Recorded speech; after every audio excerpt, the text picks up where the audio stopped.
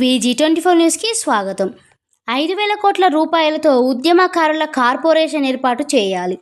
Gudimalla Ravikumar demand. 5,000 కోట్ల రూపాయలతో ఉద్యమకారులు కార్పొరేషన్ ఏర్పాటు చేసి కార్పొరేషన్ ద్వారా ఉద్యమకారులకు సంక్షేమ పథకాలు అందించాలని కేకే నేతృత్వంలో నియమించబడిన కమిటీని తెలంగాణ ఉద్యమకారులు ఐక్య వేదిక రాష్ట్ర చైర్మన్ గుడిమల్ల రవికుమార్ డిమాండ్ చేశారు.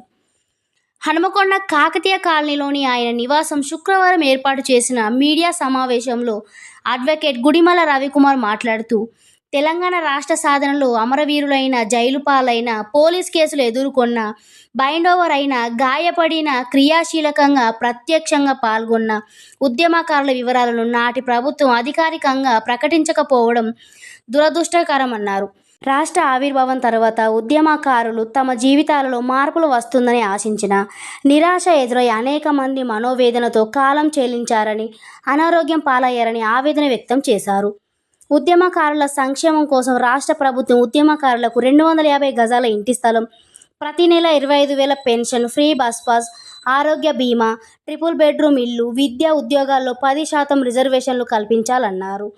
స్వాతంత్ర సమరయోధులను గుర్తించి వారికి అనేక సంక్షేమ పథకాలను అమలు చేసినట్టే తెలంగాణ స్వరాష్ట్ర సాధనలో క్రియాశీలకంగా ప్రత్యక్షంగా పాల్గొన్న ఉద్యమకారులకు సామాజిక భద్రత, ఆర్థిక ప్రోత్సాహం అందించాలన్నారు.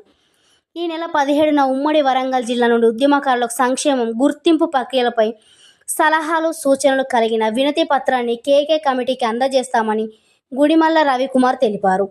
ఈ కార్యక్రమంలో అడాహాక్స్ కమిటీ సభ్యులు వడపల్లి శ్యామకృష్ణ, బొలిశెట్టి అశోక్, చాంద్ పాషా, మనోహర్ రావు, ఎండి కదీర్, దాసరి జనార్దన్, టీన్ స్వామి, చెన్నూరి నటరాజ్, మొలంగురి నెల్సన్, ముగుసల్ల దేవేందర్ రెడ్డి, మిర్జా అంజాద్, సువర్ణలత, గోపనబోయిన రాజు, ఐమాడిశెట్టి రాజు, ఏదునూరి రాజమౌళి, జక్కుల స్వామి యాదవ్, షేక్ దస్తగిరి, మాస్కు కరుణాకర్, కేడల ప్రసాద్ తదితరులు పాల్గొన్నారు.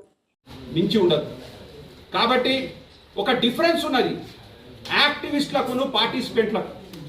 కాబట్టి ఈ మాత్రం చిన్నదాన్ని కూడా కేకే కమిటీ దాన్ని భూతత్వంలో చూడడం అనేది మంచి పని కాదు.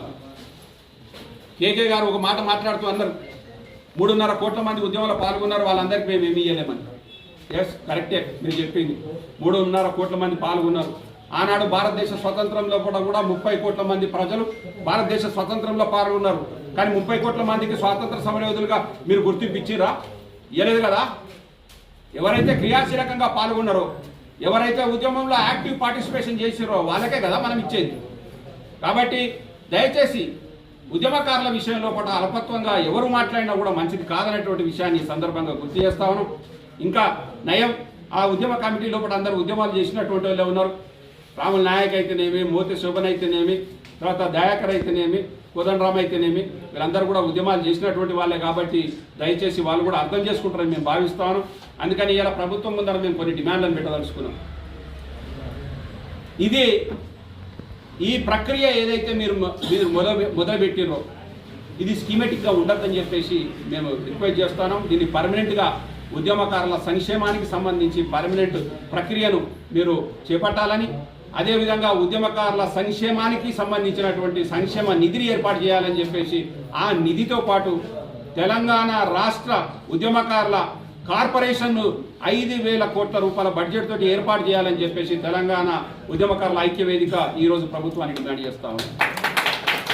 ఎందుకంటే ఇందులో ఈ క్రమంలో తెలంగాణ రాష్ట్రంలో ఉన్నటువంటి ఉద్యమకారులకు మీరిస్తానన్నటువంటి ఏవైతే గ్యారంటీలు ఉన్నాయో వాటిని ఇస్తూనే ఇవన్నీ కూడా అడిషనల్గా ఇవ్వాల్సినటువంటి అవసరం ఉన్నది.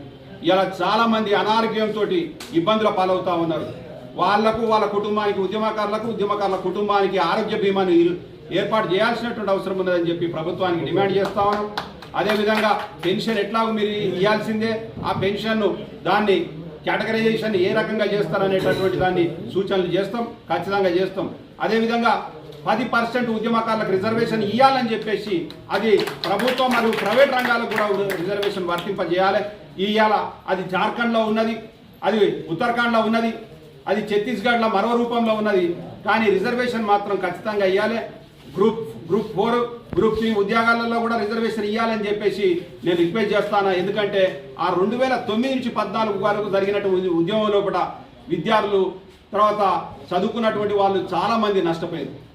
కాబట్టి వాళ్ళందరినీ కూడా వెసులుబాటు కల్పించాల్సినటువంటి సందర్భం లోపల ఈ డిమాండ్ చేస్తానన్నటువంటి విషయాన్ని గుర్తు చేస్తూనే ఉద్యమకారులకు మీరు ఎట్లాగో డబుల్ బెడ్రూమ్లు ఇల్లు ఇస్తారు అందరికీ ప్రజలకు మీ ఓటర్లకు అందరికీ ఇస్తా ఉన్నారు సంతోషకం.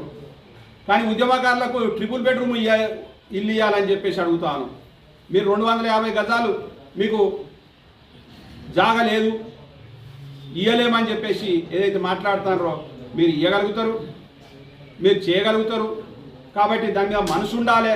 ఆ మనసును పెట్టి మీరు ఇది ఎవరికో బయట వాళ్ళకి ఇస్తలేరు, మీ బిడ్డలకే ఇస్తా ఉన్నారు. ఈ ప్రాంతంలో పుట్టినటువంటి వాళ్ళే, ఈ ప్రాంతం కోసం పోరాడినటువంటి వాళ్ళకే ఇస్తారన్నటువంటి విషయాన్ని మీరు గమనించాలని చెప్పేసి ఈ సందర్భంగా తెలియజేస్తూ, ఎందుకంటే ఇవాళ చివరిగా నేను మీ అందరూ కూడా తెలియజేయాల్సినటువంటి అవసరం ఏమున్నదంటే, ఇంత తెలంగాణ రాష్ట్ర సాధన కోసం ఉద్యమం చేసినటువంటి వాళ్ళు మళ్ళీ తమ సంక్షేమం కోసం ఉద్యమం చేయడానికి పూనుకోవడం అనేది దురదృష్టకరం. ఇట్లాంటి అవసరం రావద్దు.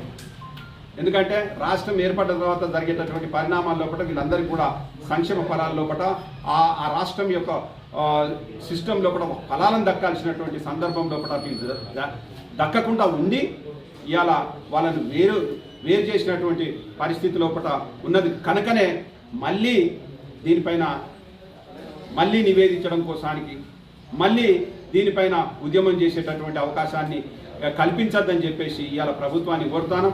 కాబట్టి ముఖ్యంగా ఉమ్మడి వరంగల్ జిల్లా ఇది తెలంగాణ రాష్ట్ర ఉద్యమం లోపల క్రియాశీలకమైనటువంటి పాత్రను పోషించినటువంటి జిల్లా. ఈ జిల్లాలో ఇతర జిల్లాల కంటే ఎక్కువ సంఖ్యలో పట్ల ఉద్యమకారులు ఈ జిల్లాలోనే ఉన్నారన్నటువంటి విషయాన్ని ఇలా కేకే కమిటీ గారి కానీ లేదా ప్రభుత్వ పెద్దలకు తెలియజేస్తాము. కాబట్టి అందులో వరంగల్ జిల్లాకు సంబంధించినటువంటి ఉద్యమకారులను అన్ని వర్గాలకు సంబంధించినటువంటి ఉద్యమకారులను అందరినీ కూడా ఐడెంటిఫై చేసే ప్రక్రియ కొంత లేట్ అయినా పర్లేదు ఐడెంటిఫై చేసి ఆ మొత్తం సంఖ్యను మీరు ప్రకటించాలని చెప్పేసి మేము ఈ సందర్భంగా డిమాండ్ చేస్తాం. అట్లా ప్రకటించిన తర్వాత సంక్షేమాన్ని వారికి అమలు చేయాలని చెప్పేసి ఈ సందర్భంగా విజ్ఞప్తి చేస్తాను. జై తెలంగాణ.